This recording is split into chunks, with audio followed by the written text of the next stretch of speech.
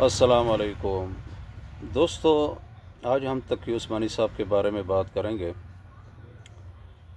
دیکھیں، سب سے پہلے میں یہ واضح کرنا چاہتا ہوں کہ تقی عثمانی صاحب کی اگر علمی بصیرت دیکھے تو بہت بڑا ہے، اس میں شک نہیں ہے۔ اس کی ماشاءاللہ بہت اچھی کتابیں، تفسیر عثمانی، اسی طرح کے بڑے اچھے کتابیں ہیں، لیکن علمی طور پہ یہاں ہم اس کو ڈسکس نہیں کرتے ہیں۔ ہم اس کو سیاسی طور پر ڈسکس کرتے ہیں۔ جب یہ 27ویں ترمیم ہوا تو تقی عثمانی صاحب کا ایک اچھا سٹیٹمنٹ آیا کہ انہوں نے کہا کہ یہ ایک اسلام کے خلاف ہے اور ظلم ہے، یہ ترمیم نہیں ہونی چاہیے تھی۔ تو یہاں تک تو ہم اس کو اپریشیٹ کرتے ہیں کہ شکر ہے کہ تھوڑا کچھ بول تو پڑا۔ حالانکہ اس ملک میں جتنا بھی ظلم ہوا نا، ان کے اوپر یہ سارے خاموش رہے ہیں، خواہ وہ تحریک انصاف کا ہو یا تحریک لبیک کے ساتھ کتنے سخت ظلم ہوئے، لیکن کوئی بھی مولوی ایک لفظ تک بھی نہیں بولا کہ یار یہ کیا ہو رہا ہے اس ملک میں۔ اور دوسری سائڈ پہ اگر تقی عثمانی صاحب کا دیکھے، جو گورنر سندھ کے حوالے سے ان کا ایک سٹیٹمنٹ تھا کہ یہ تو حضرت عمر رضی اللہ تعالیٰ عنہ کا دور یاد آ جاتا ہے، تو یہ بھی بہت لوگوں میں انہوں نے نا تکلیف ہوئی کہ اس طرح بات نہیں کرنا چاہیے۔ تو وہی گورنر سندھ پھر بعد میں ڈانس بھی کرتے رہے، پارٹیاں بھی اٹینڈ کرتے رہے۔ تو شکر ہے کہ یہ ایک بات انہوں نے اچھی کی ہے اور مان بھی گیا ہے کہ یہ اسلام کے خلاف ہے اور ظلم ہے۔ دوسری سائڈ پہ اگر ہم دیکھیں نا تو سہیلان افریدی ماشاءاللہ بڑا اچھا کام کر رہے ہیں۔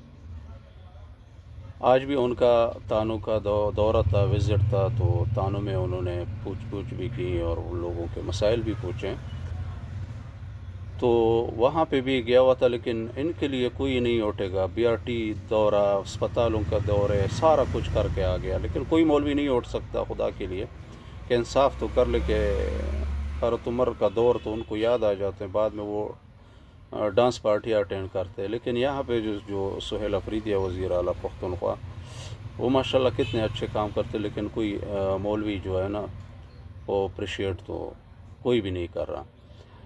سرکاری مولویوں سے تو توقع ہی نہیں ہے۔ سرکاری مولوی تو طاہر اشرفی صاحب ہے، وہ ماشاءاللہ آپ کو ایک دن میں عاشق رسول بھی بنا دے گا، دوسرے دن آپ کو انڈیا والا بھی بنا دے گا، کبھی افغانستان کا بنا دے گا، کبھی غدار بنا دے گا۔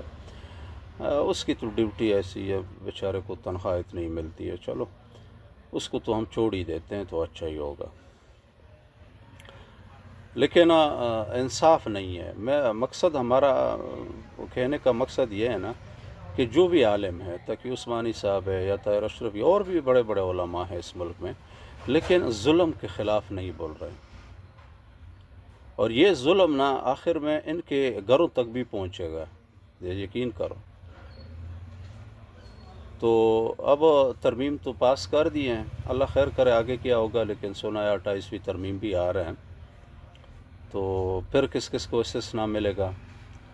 اور ایک اور صحافی تھا جو میں بڑا اس کی کالم پڑھتا تھا، سچ اگر میں بتا دوں، انصار عباسی صاحب، مجھے بڑا مذہبی لگا، یعنی میں ٹی وی پہ بھی بہت سنتا تھا، لیکن یقین کرو نا جو 2-3 سالوں سے میں دیکھ رہا ہوں نا، تو یقین کرو اس بندے سے مجھے سخت نفرت ہوا ہے۔ یہ اللہ معافی دینا، اسلام کی باتیں بڑے کرتے، لیکن خدا گواہ اسلام کی جب پریکٹیکلی کوئی کام آ جاتا ہے تو اس کے اوپر یہ کبھی نہیں بولتے، اور یہ ہمیشہ ظالم کے سائڈ پہ کھڑے ہوتے ہیں۔ تو آج بھی ان کا میں دیکھ رہا تھا کسی اخبار میں کہ انہوں نے کہا کہ بھئی یہ جو زرداری صدر کو استثناء مل گیا ہے، لیکن ایک چیز انہوں نے مس کی ہے کہ فیلڈ مارشل صاحب کو بھی استثناء مل چکا ہے۔ سر یہ بھی ساتھ بتایا نا، کمزوروں کے اوپر تو آپ ٹویٹ بھی کرتے ہیں، اخباروں میں بھی لکھتے ہیں، لیکن جو طاقتور ہوتا ہے اس کا تو نام و نشان بھی نہیں ہوتا۔ تو اللہ کرے اس ملک میں انصاف ہوں. عدالتیں تو ہمارے انصاف تو ہیں نہیں، سچ ہیں، سب کنٹرول عدالتیں ہیں. تو اللہ کرے سب کو انصاف کی توفیق عطا فرمائے.